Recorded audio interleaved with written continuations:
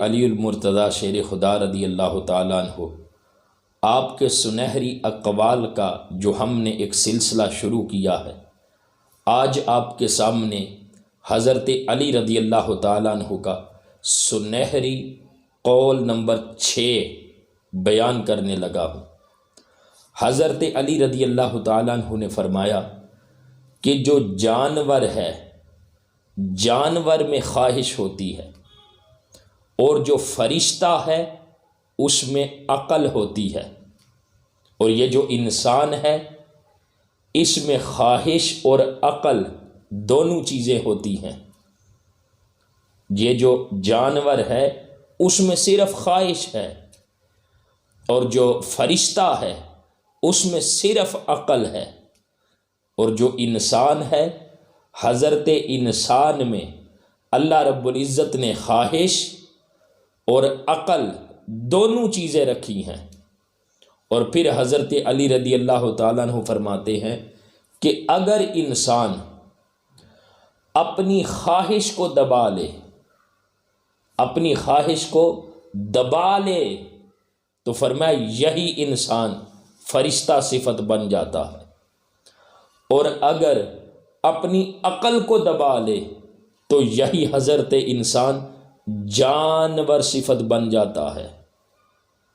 اگر اس کو ہم سمجھنا چاہیں تو اس طرح بھی سمجھ سکتے ہیں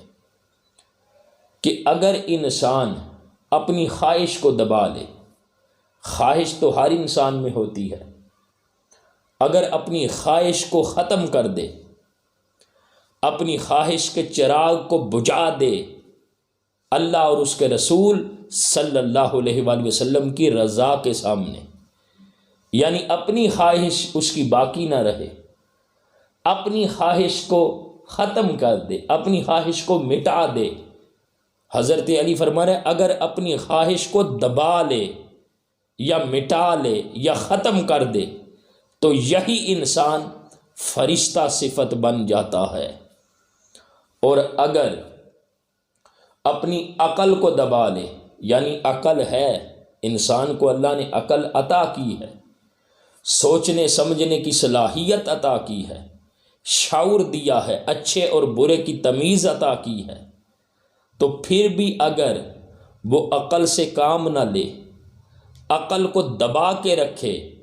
تو حضرت علی رضی اللہ تعالیٰ عنہ فرمائے یہی انسان جانور صفت بن جاتا ہے۔ تو حضرت علی رضی اللہ تعالیٰ عنہ کا فرمان کتنا سنہری ہے، کتنا سمجھنے والا ہے کہ یہ جو جانور ہے یہ خاکی مخلوق ہے، اور وہ جو فرشتہ ہے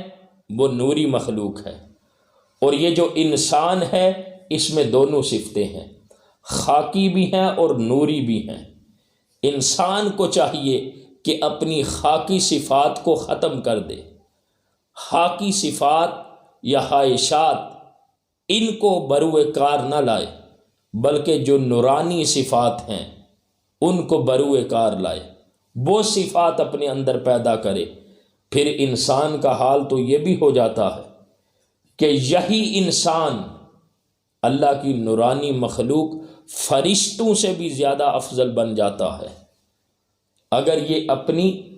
عقل کو استعمال کرے، عقل کو دبائے نہیں۔ اگر دبائے گا تو جانور صفت بنے گا، اور اگر عقل سے کام لے گا تو پھر فرشتہ صفت بنے گا۔ اللہ تعالی ہمیں